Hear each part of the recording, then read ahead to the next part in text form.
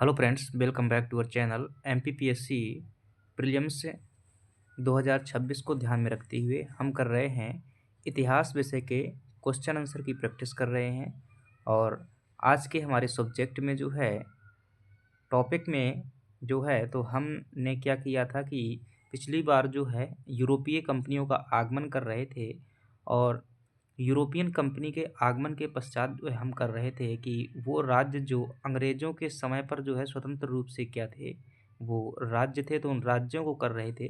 अगर आप पिछली क्लास को देखा होगा तो आपको पता होगा कि हमने बंगाल को जो है पिछली क्लास में क्या है कर लिया था कि किस प्रकार से बंगाल राज्य को अंग्रेज़ों द्वारा अपने मतलब ब्रिटिश राज्य में शामिल किया गया और जो है बंगाल पर अंग्रेज़ों द्वारा आधिपत्य स्थापित किया गया।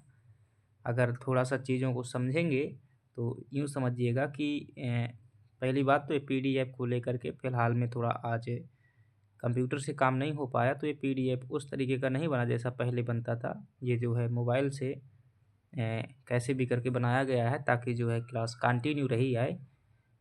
तो चलिए थोड़ा-सा जो क्या करेंगे एडजस्ट करेंगे, चीज़ें जो है थोड़ी-सी हो सकता है कि आपको स्पष्ट ना दिखाई दे रही हों क्योंकि अ, क्वालिटी आपको जो है 360 की कर लीजिएगा तो बेहतर दिखाई देगा, जो चीज़ें दिखाई देने लगेंगी। तो बाकी सुनिएगा बातों को, समझिएगा। अब देखिएगा कि भारत में किसका राज्य था, आप जानते हैं मुगलों ने भारत में शासन किया है, ठीक है? तो मुगलों ने जो है भारत में शासन किया है और मुगलों का शासन 1526 से लेकर के यह बात की जाए मुख्य रूप से तो 1707 तक रहता है। क्यों? क्योंकि 1707 में क्या है औरंगज़ेब की क्या हो जाती है डेथ हो जाती है। तो औरंगज़ेब की जैसे ही मृत्यु होती है तो फिर क्या होते हैं जो राजा बनते हैं, जो मुग़ल बादशाह बनते हैं, जो शासक बनते हैं, वह क्या रहते हैं कमज़ोर शासक रहते हैं, कमज़ोर शासक रहते हैं, कमज़ोर शासक रहते हैं। और इन कमज़ोर शासकों की वजह से क्या हुआ कि छोटे-छोटे राज्यों का क्या हो गया स्वतंत्र रूप से वह उदय हो गए। अब कैसे उदय हो गए देखिएगा यहाँ पर समझिएगा कि जो 18वीं शताब्दी में कुछ नवीन राज्यों का जो उदय हुआ वो राज्य कुछ आपको इस प्रकार से दिखाई देंगे, ठीक है? अगर मैंने ये माना कि ये भारत का मैप है, सांकेतिक मैप है, तो चीज़ों को समझिएगा। यहाँ पर जो मैं राज्य बना रहा हूँ कि कौन-कौन से राज्य थे। यहाँ पर एक राज्य था इस प्रकार से, यहाँ पर जो है मैसूर राज्य का उदय हुआ था, ठीक है? ये कौन-सा राज्य है? ये मैसूर राज्य है। और इधर पर जो है एक राज्य था, ये वाला राज्य जो है मराठों का राज्य हो गया था, ठीक है? यहाँ पर जो है मराठों का राज्य हो गया था। और अगर आप इधर पर देखेंगे तो ये वाला राज्य जो है किसका है? ये हैदराबाद राज्य हुआ करता था। यहाँ पर जो है ये वाला राज्य कौन-सा होता था? ये हैदराबाद राज्य हुआ करता था। और अगर यहाँ पर देखेंगे तो यहाँ पर भी ये मराठे ही विस्तृत थे क्योंकि सिंधिया, होलकर ये सब गायकवाड़ ये सभी जो है यहाँ पर मराठों का ही विस्तार था। हालाँकि मराठों ने तो है यहाँ सभी जगह पूरे भारत में कब्ज़ा किया था अधिकांश हिस्सों में। और इधर एक राज्य हुआ करता था, इस राज्य को जो है क्या कहते थे बंगाल राज्य कहा जाता था, यहाँ पर बंगाल राज्य होता था। और यहाँ पर एक राज्य जो है क्या होता था अवध राज्य हुआ करता था, अवध राज्य। और बड़े राज्यों की श्रेणी में देखा जाए तो यहाँ पर जो है राजपूताना हुआ करता था, राजपूताना।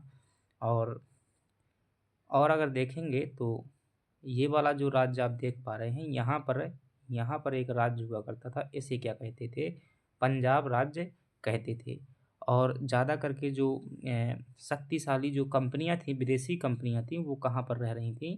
तो विदेशी कंपनी को हम काले करतर से बना देते हैं, तो वो यहाँ पर जो है तटीय क्षेत्रों में क्या कर रही थी, इधर जो है वो बसी हुई थी विदेशी कंपनियाँ इस तटीय क्षेत्रों में। और कुछ जो है यहाँ सूरत के आस-पास भी जो है बसी हुई थी, कुछ कोचीन गोवा में बसे हुए थे, तो कुछ ने जो है बंगाल में भी छोटे-छोटे क्षेत्रों में इस प्रकार से बस गए थे, ये व्यापार करने के उद्देश्य से बसे हुए थे। अब आप पिछली क्लासों में पढ़ चुके हैं कि अंग्रेज़ लगातार शक्तिशाली हो रहे थे, जहाँ अंग्रेज़ों ने 1757 के युद्ध में प्लासी के युद्ध में जो है बंगाल में जो है अपना कब्ज़ा कर लिया था। और 1764 के युद्ध में जो है पूरी तरीके से बंगाल में कब्ज़ा हो जाता है। वहीं 1759 में 1759 के जो 1759 में कौन-सा हुआ था? वेदरा का युद्ध हुआ था। और वेदरा के युद्ध में अंग्रेज़ों ने क्या कर दिया था? अंतिम रूप से डचों को भारत से भगा दिया था। और 1760 में जो है एक युद्ध हुआ था तीसरे कर्नाटक युद्ध में जिसे बांडीवास का युद्ध कहते हैं। बांडीवास के युद्ध में अंग्रेजों ने क्या कर दिया था, फ्रांस वालों को क्या कर दिया था, फ्रांस वालों को सिर्फ यहाँ पर पुडुचेरी में ही क्या कर दिया था, समेट करके रख दिया था। तो अंग्रेज जो है अब लगातार शक्तिशाली हो गए थे। यहाँ वो फ्रांसीसियों से जीत चुके थे, डचों से जीत चुके थे, बंगाल को कब्जा कर चुके थे। तो अब वह जो है लगातार क्या कर रहे थे, आगे बढ़ रहे थे। अब हम जो है बंगाल राज्य को हम पिछली बार पढ़ लिया था, तो अब देखेंगे कि इन्होंने क्या किया, ये मैसूर वाले राज्य को हड़पना शुरू किया, साथ ही साथ पंजाब वाले राज्य को। तो ये 2 राज्य हम देखते हैं आज, इनसे संबंधित प्रश्न देखेंगे किस प्रकार से जो है अंग्रेजों ने क्या किया, इन राज्यों को अपने संग में मिला लिया। तो ये राज्य कौन-सा है? पंजाब राज्य है। और ये राज्य कौन-सा है? ये मैसूर राज्य है। और यहाँ पर जो मुख्यतः शासक हमें देखने को मिलेंगे, तो वह हैदर अली देखने को मिलेगा और जो है टीपू सुल्तान देखने को मिलेंगे। तो ये 2 सुल्तान शासक देखेंगे। और यहाँ पर जो सबसे महत्वपूर्ण राजा हुए हैं, उनका नाम है महाराजा रणजीत सिंह। ठीक है? एमपीपीएससी के यहाँ से पिछली बार प्रश्न भी पूछा गया था, 2021 है या 22 में पूछा गया था, तो उसको भी मैं बता दूँगा। ठीक है? बाकी प्रश्न भी पूछे जाते हैं। तो ये 2 राज्य हम देखते हैं।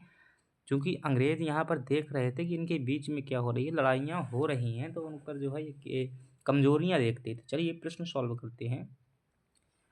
अब आपके सामने प्रश्न है कि रणजीत सिंह के राज्य में सम्मिलित था? तो देखिएगा कि रणजीत सिंह के राज्य में क्या सम्मिलित था? मुझे लगता है प्रश्न जो है आपसे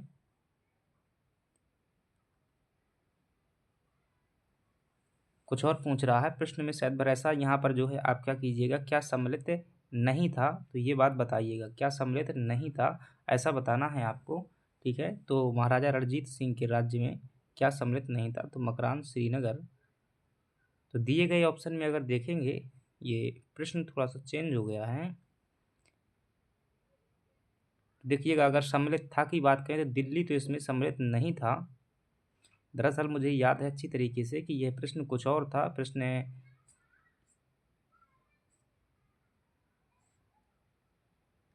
ठीक है, ये प्रश्न ऐसा था कि अमृतसर के पश्चात, यानी कि अमृतसर की जब संधि हुई थी, तो उसके बाद में जो है कौन-सा महाराजा रणजीत सिंह के राज्य में सम्मिलित नहीं था। तो इसका जो है यहाँ पर यही करिएगा कि सम्मिलित नहीं था, तो ये जो है ऐसा प्रश्न हो जाएगा कि निम्नलिखित में से कौन-सा राज्य जो है रणजीत सिंह के राज्य में सम्मिलित नहीं था। तो दिए गए ऑप्शन में अगर आपको अमृतसर की संधि ध्यान है, कौन-सी संधि ध्यान है? अमृतसर की संधि ध्यान है, जो कि आपकी 1809 में हुई थी। और इस संधि के तहत जो क्या कर दिया गया था, सतलज नदी को जो है सिखों की सीमा बना दिया गया था। तो सतलज नदी के जितने भी इस पार के क्षेत्र होंगे, वो किसमें, रणजीत सिंह के अधिकार में नहीं होंगे। और सतलज नदी के जो उस साइड हैं, वो सभी क्षेत्र जो है रणजीत सिंह को विस्तार करने का अधिकार मिल गया था। तो ये सभी क्षेत्र जो है उसी साइड हैं, तो ये वाले क्या हो जाएंगे, सम्मिलित हो जाएंगे। और दिल्ली जो है आपका, ये मतलब सतलज नदी के इस पार पड़ता है, तो वो जो है सम्मिलित नहीं होगा। तो आपका सही जवाब क्या हो जाएगा, दिल्ली हो जाएगा। ठीक है? रणजीत सिंह जो है ये किसके थे, ये पंजाब राज्य के जो है सबसे महान शासक थे। कई शासक हुए हैं यहाँ पर, तो उनमें से जो क्या है सबसे प्रमुख शासक हैं ये 18वीं शताब्दी में। अगर इनका समय देखा जाए, तो इनका समय जो है ये 1892 से जो है हमें 1792 से, सॉरी, हमें जो ये समय दिखाई देता है 1792 से 1839 तक जो है इनका समय रहता है शासन का। तो चलिए आगे बढ़ जाते हैं, आपको टेस्ट में जो है प्रश्न सही रूप में मिल जाएगा। आगे देखते हैं, अगला प्रश्न है कि रणजीत सिंह का संबंध किस मिसल से था? आपसे ये प्रश्न जो है पूछा जा रहा है कि रणजीत सिंह का संबंध जो है किस मिसल से था। तो देखिएगा, मिसल का मतलब क्या होता है, जो सिखों के राज्य हुआ करते थे, क्या होते थे, जो सिखों के राज्य हुआ करते थे। पहले सिखों में जो है 12 छोटे-छोटे के राज्य होते थे, इन्हें क्या कहा जाता था, ऐसे प्रत्येक राज्य को क्या कहा जाता था, मिसल कहा जाता था। और एक ऐसी ही मिसल थी जिसका नाम था सुकरचकिया मिसल। इस मिसल के जो प्रमुख राजा थे उनका नाम था महासिंह। क्या नाम था, महासिंह। और महासिंह के ही पुत्र हुए थे कौन, राजा रणजीत सिंह, जो उनके क्या हुए थे, उत्तराधिकारी हुए थे। तो रणजीत सिंह किस मिसल से संबंधित थे, ये आपके सुकरचकिया मिसल से संबंधित थे। और एमपीपीएससी 2021 का सेम टू सेम प्रश्न जो है पूछा गया था। आगे बढ़ जाते हैं, और अगला प्रश्न है हमारे पास में कि महाराजा रणजीत सिंह के राज्य की राजधानी क्या थी? तो देखिए, जो महाराजा रणजीत सिंह के राज्य की राजधानी थी, वो धार्मिक राजधानी अगर आपसे पूछा जाए तो धार्मिक राजधानी इनकी क्या थी? अमृतसर थी। और अगर इनकी प्रशासनिक राजधानी पूछा जाए तो कौन-सी थी? प्रशासनिक राजधानी इनकी लाहौर थी। ठीक है, तो क्या सही हो जाएगा आपका? यहाँ पर कोई स्पेशल नाम नहीं दिया गया है, तब आप प्रशासनिक राजधानी ही बताएँगे और लाहौर जो है आपका सही हो जाएगा। और लाहौर को जो है इन्होंने 1799 में राजधानी बनाया हुआ था। एक्चुअली में क्या हुआ था कि जो अफ़गानिस्तान का शासक था जिसका नाम था ज़मान शाह नाम का शासक था। अफ़गानिस्तान का कौन शासक था? ज़मान शाह नाम का शासक था और उसने क्या किया था मुल्तान क्षेत्र में आक्रमण किया था। कहाँ पर आक्रमण किया था? मुल्तान क्षेत्र में आक्रमण किया था। तो जब यह वापस लौट रहा था तो इसकी जो है तोपें किसमें गिर जाती हैं? चिनाब नदी में जो है क्या हो जाती हैं? डूब जाती हैं और वह छोड़ कर के चला जाता है। राजा रणजीत सिंह ने इन तोपों को बाहर निकलवाया और अफ़गानिस्तान के शासक ज़मान शाह ये मराठों को पराजित करने वाले अहमद शाह अब्दाली का वंशज था। बहुत बड़ी शक्ति थी ये भी। तो चिनाब नदी से जो है रणजीत सिंह क्या करते हैं, इन तोपों को निकलवा करके इन्हें वापस दे देते हैं। ज़मान शाह इस बात से खुश होकर के 1798 में है जो रणजीत सिंह को लाहौर पर अधिकार करने की अनुमति दे देते हैं। फलस्वरूप 1799 में क्या बनाई थी इन्होंने? अपनी ये राजधानी बनाई हुई थी। आगे बढ़ जाते हैं और अगला प्रश्न है कि राजा रणजीत सिंह ने किस स्थान पर अदालत ए आला? तो अदालत ए आला क्या थी? आपको ये अगर पता है तो आप बता देंगे ये क्या थी? सर्वोच्च इनकी क्या थी? अदालत थी। तो अदालत ए आला क्या थी? सर्वोच्च जो है न्यायालय था एक प्रकार का। क्या था ये? न्यायालय या अदालत थी। और ये कहाँ पर बनेगा? तो जहाँ पर इनका प्रशासन होगा यानी कि लाहौर में जो है ये बनाई हुई थी। आगे बढ़ जाते हैं। अमृतसर की संधि महाराजा रणजीत सिंह और किसके मध्य में हुई थी? तो देखिएगा, बहुत महत्वपूर्ण है। कई बार ये प्रश्न पूछा गया है कि अमृतसर की संधि जो है कब हुई थी? पहली बात ध्यान रखना, तो ये कब हुई थी? 25 अप्रैल की तारीख को हुई थी। 25 अप्रैल 1809 को हुई थी। और किसके मध्य में हुई थी? तो यह जो है गवर्नर जनरल इस टाइम पर जो थे, आपसे क्या पूछ रहा है? किसके मध्य में हुई थी? तो गवर्नर जनरल की अगर बात की जाए तो इस टाइम पर जो है मिंटो क्या थे? गवर्नर जनरल थे। और मिंटो जो है गवर्नर जनरल थे और एक तरफ कौन हो जाएंगे? राजा रणजीत सिंह। इन दोनों के मध्य में क्या होता है? एक समझौता होता है। और मिंटो डायरेक्ट यहाँ पर नहीं आया हुआ था, मिंटो का प्रतिनिधि आया हुआ था जिसका नाम था चार्ल्स मैटकॉफ। क्या नाम था? चार्ल्स मैटकॉफ जो है इनका प्रतिनिधि बन करके आया हुआ था, मैटकॉफ।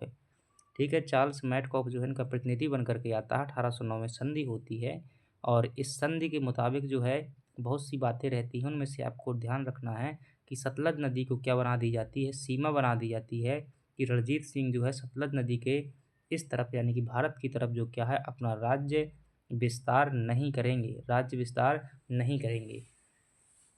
अब देखिए, मुझे पता नहीं था कि गवर्नर जनरल कौन था। मैंने समय के हिसाब से अनुमान लगा लिया क्योंकि कॉर्नवालिस का जो समय है ये 1786 से लेकर के 93 तक है।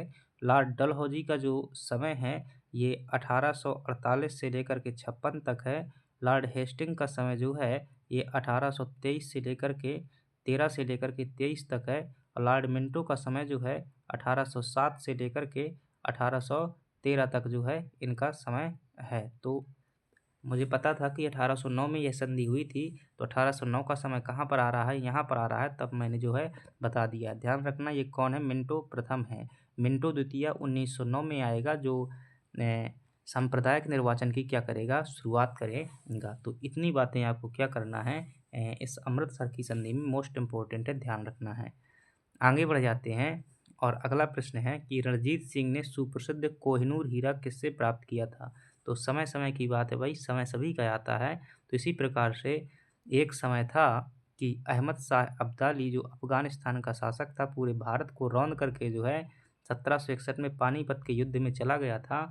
और एक समय ऐसा आया और यहीं से जो क्या ले गया था वो कोहिनूर हीरा भी ले गया था। तो एक समय ऐसा आया कि अहमद शाह के जो उत्तराधिकारी हुए उनमें क्या होने लगी? पर्सनल लड़ाई होने लगी, भाई भाई में लड़ाई होने लगी। और इस लड़ाई से निपटारा करने के लिए रणजीत सिंह से क्या मांगा जाता है? सहयोग मांगा जाता है। तो शाह शुजा ने रणजीत सिंह से सहयोग मांगा, कहा कि मेरी सहायता करो शासन बनने में, और इसी सहायता के बदले जो है कोहिनूर हीरा रणजीत सिंह को क्या है उन्होंने दिया हुआ था। तो किसने दिया हुआ था यह हीरा, तो आप क्या बताएंगे, शाह शुजा द्वारा दिया गया था। तो अगली हम बात करते हैं और अगले प्रश्न पर नज़र डालते हैं। अगला प्रश्न है कि निम्नलिखित में से यह किसने कहा था कि ईश्वर की इच्छा थी कि मैं सब धर्मों को एक निगाह से देखूं, इसलिए उन्होंने मेरी दूसरी आंख की रोशनी ले ली। तो ध्यान रखिएगा, महाराजा रणजीत सिंह की एक ही आंख थी, ध्यान रखना, वो एक आंख से दिव्यांग थे। तो उन्होंने ही जो है यह कथन कहा हुआ था, किसने, महाराजा रणजीत सिंह ने। महाराजा दिलीप सिंह जो है सिख राज्य के क्या थे, जो पंजाब राज्य था उसके अंतिम शासक थे, जिनकी जो है बाद में पेरिस में क्या हो जाती है, मृत्यु हो जाती है। आगे बढ़ जाते हैं। आपसे प्रश्न पूछ रहा है कि महाराजा रणजीत सिंह के उत्तराधिकारी थे। तो महाराजा रणजीत सिंह के कई उत्तराधिकारी हुए थे, उनमें से जो है उनके जस्ट बाद जो उत्तराधिकारी बना हुआ था वो खड़क सिंह बना हुआ था। ठीक है, फिर जो है शेर सिंह, नौनिहाल सिंह बनता है। अगले प्रश्न की बात करते हैं और अगला प्रश्न है कि सिख राज्य का अंतिम राजा कौन था। तो सिख राज्य का जो अंतिम राजा था तो वो कौन था, दिए गए ऑप्शन में जो है कोई भी नहीं है, तो आपको जो है यहाँ पर ऑप्शन बदलना होगा।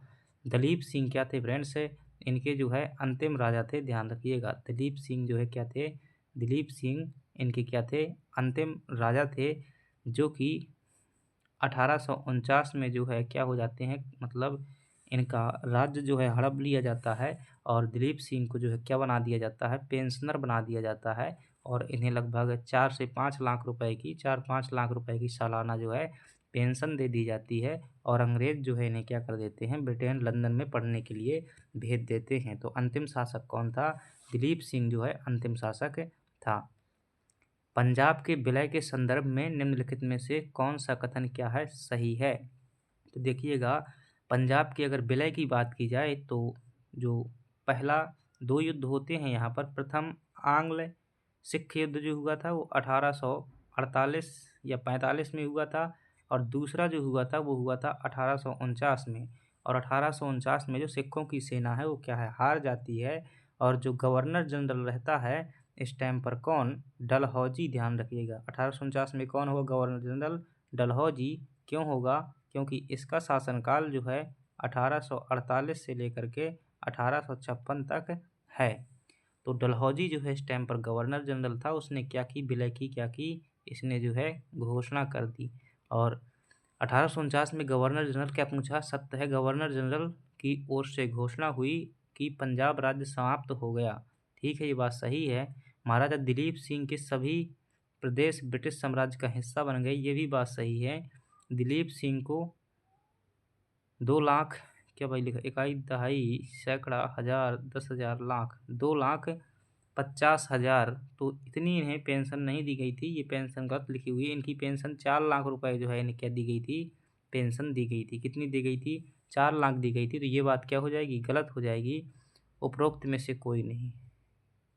तो भाई क्या प्रश्न पूछ रहा है, प्रश्न पूछ रहा है कौन सा सत्य है, 2 प्रश्न सत्य हैं, 1 असत्य है। तो यहाँ पर क्या होगा, आप ऐसा करेंगे कि यहाँ पर लिखेंगे कि कौन सा जो है कथन असत्य है। ठीक है, तो ये टेस्ट में जो है सही हो जाएगा।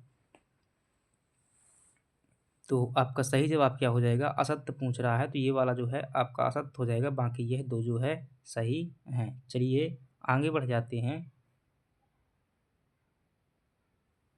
और इनकी जो है पेरिस में मृत्यु हो जाती है, किनकी, दलीप सिंह की। अब जो है हमारे पास में मैसूर राज्य के बारे में देखते हैं।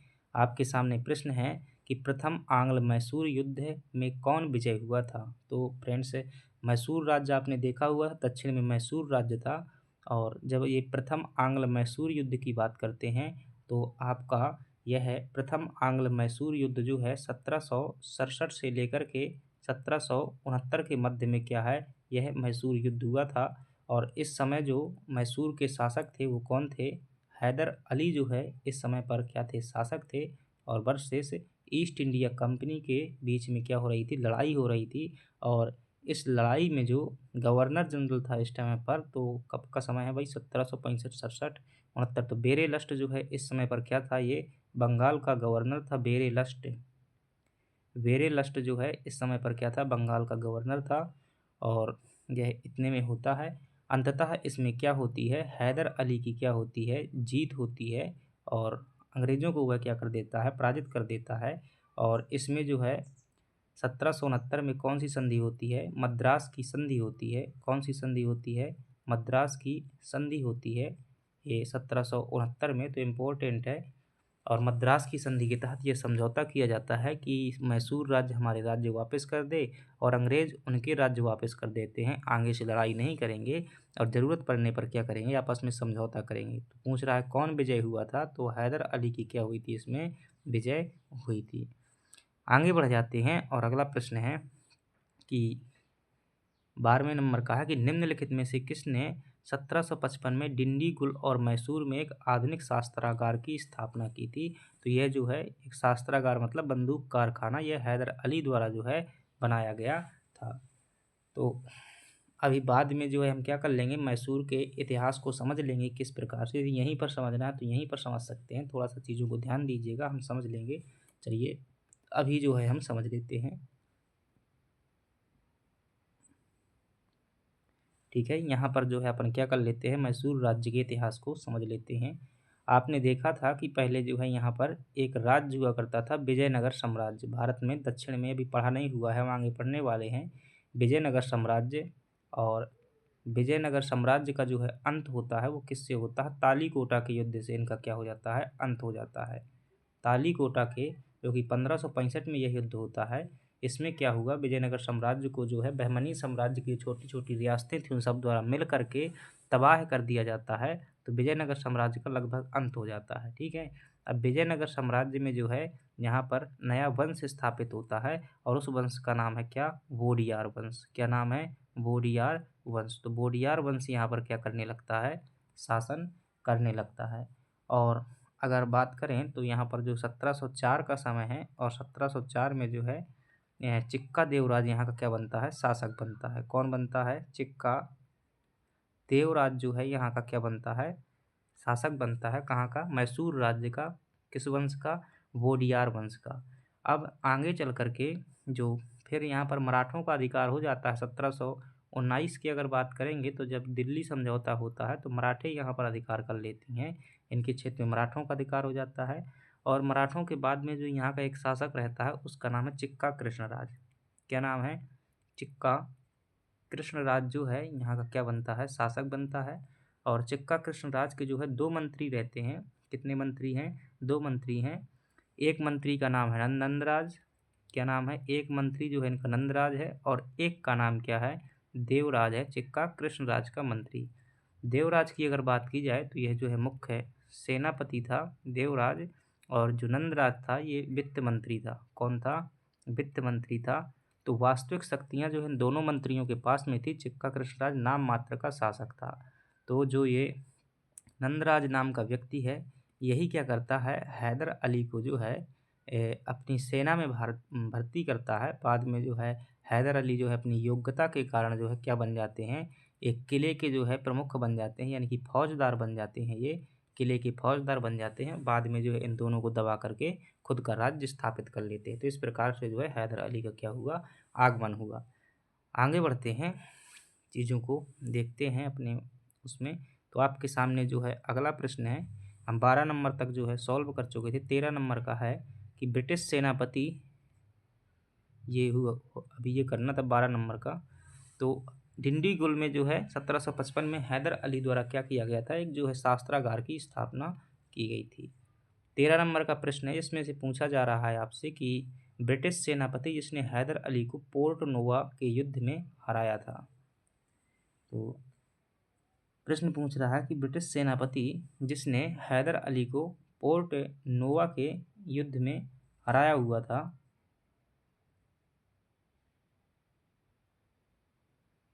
तो चलिए एक सेकंड का भाई समय देंगे। मुझे लगता है कि चीज़ें थोड़ी सी मिस्टेक लग रही हैं हमें।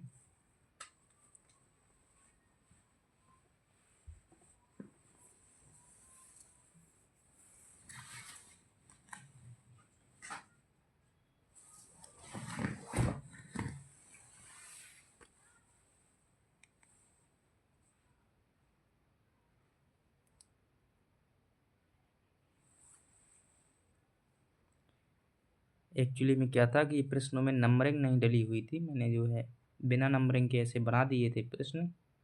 तो जिससे क्या हुआ, बाद में मुझे नंबरिंग डालने के लिए जो है चैट जीपीटी में ये प्रश्न पेस्ट करने पड़े। मैंने कहा 2-4 मिनट का समय बचेगा, तो उसने जो है मिस टाइप कर दिया है। तो कौन से नंबर का? 13 नंबर का प्रश्न है। 6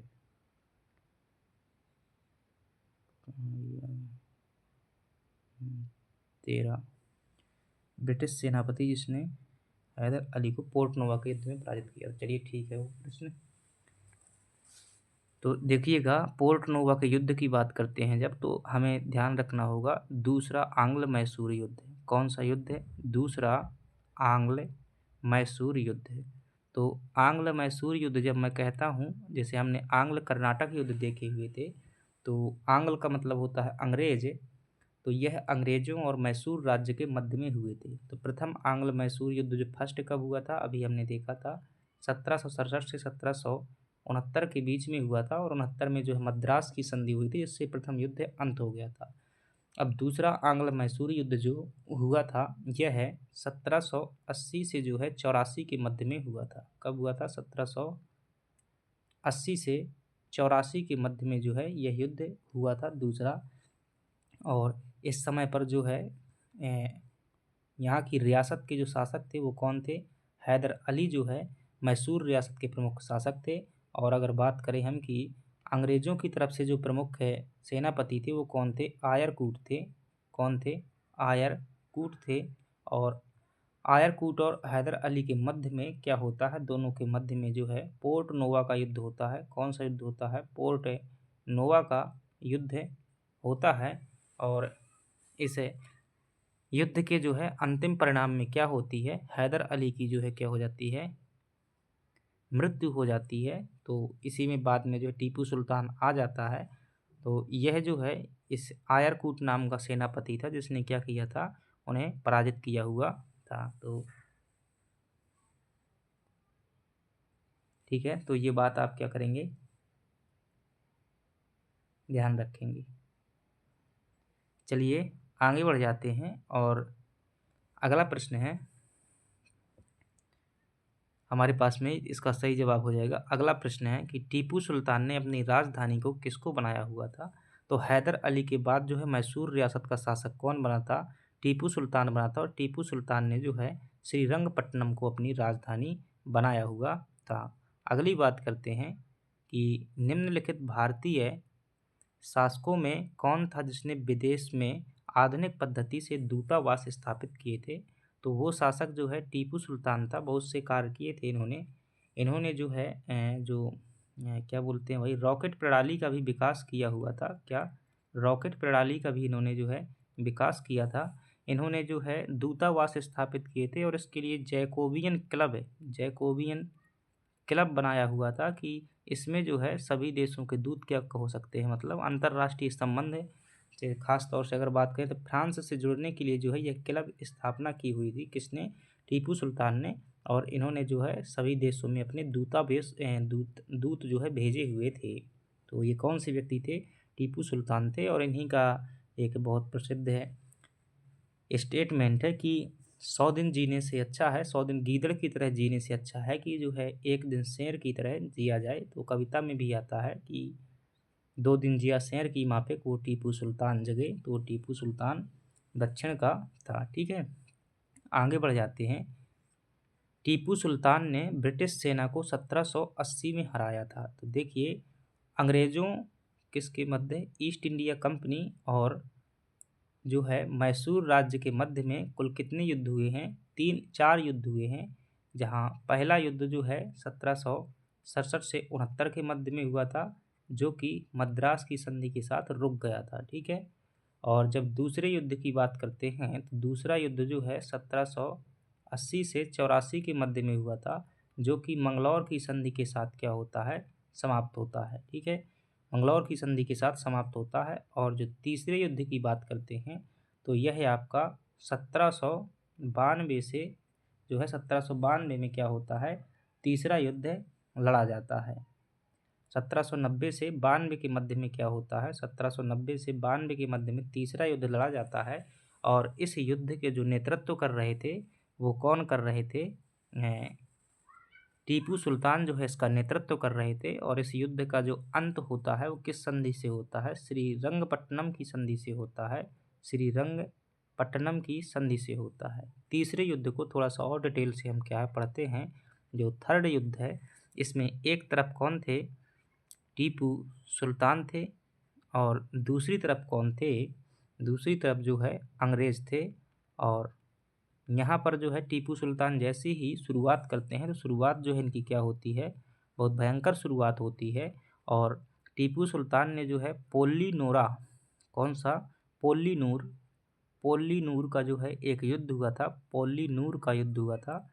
इस युद्ध में जो है अंग्रेज़ों का एक सेनापति था जिसका नाम था बेली, बेली को जो है बहुत बुरी तरीके से क्या किया था, पराजित किया था। और इसी दौरान जो है हेक्टर मुनरो जो है बेली का सहयोग करने के लिए जो है एक बड़ी सेना लेकर के आ रहा था।